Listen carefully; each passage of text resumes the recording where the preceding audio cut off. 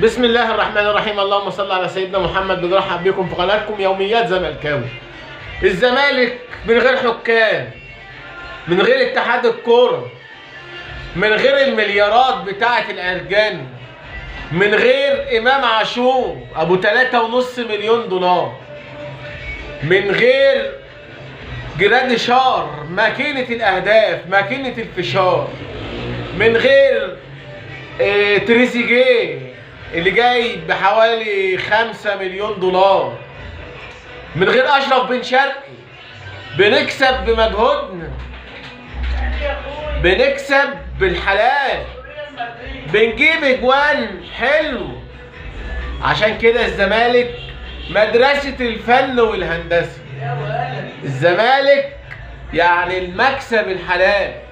وعلى رأي الأسطورة الكابتن محمود عبد الرازق شيكابالا، احنا بنكسب بعرقنا، بنكسب بمجهودنا. النهارده ليلة سعيدة، النهارده يوم جميل، النهارده ليلة بيضة. هدف عالمي، تسديدة صاروخية من دونجا في شباك النادي الاسماعيلي، بتأكد جدارة وتفوق نادي الزمالك اللي بيقدر ان هو ينافس بأقل الامكانيات المتاحة.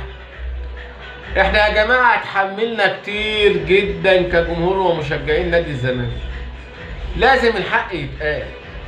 انت لو بتلعب بمصطفى شلبي جناح وزيزو والجزيري ومحمد شحاتة ودونجا وحسام اشرف، هتعرف حجم المعاناة اللي فيها نادي الزمالك.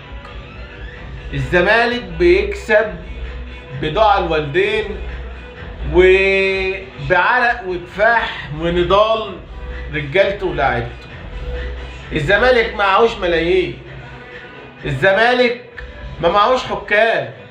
الزمالك كل ماتش يتطرد له واحد يتحسب عليه ضربة جزاء، ما يتحسبلوش ضربة جزاء، ولكن البركة بتيجي من عند ربنا وبحب وبتشجيع واخلاص جماهير نادي الزمالك الوفية والمحترمة. عشان كده ربنا بيكرم نادي الزمالك. وتسديدة دونجا تسديدة عالمية، اجمل اهداف الدوري المصري. لا تقول لي بقى امام عاشور ولا جراديشار بتاع الفشار، ولا تقول لي حسين الشحات ولا قفشه ولا اي حاجه. اتفرج، اسحب الكرسي واقعد اتفرج كده وتعلم الفن والهندسه. ده مش لاعب خط وسط يا جماعه، ده رسام، ده مهندس يا باشا، ده شايط الكوره بالمقاس. صاروخ صاروخ صاروخ صاروخ.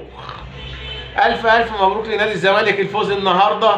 تستحقوها يا ابطال، تستحقوها يا رجاله، والزمالك بيكسب بالحلال.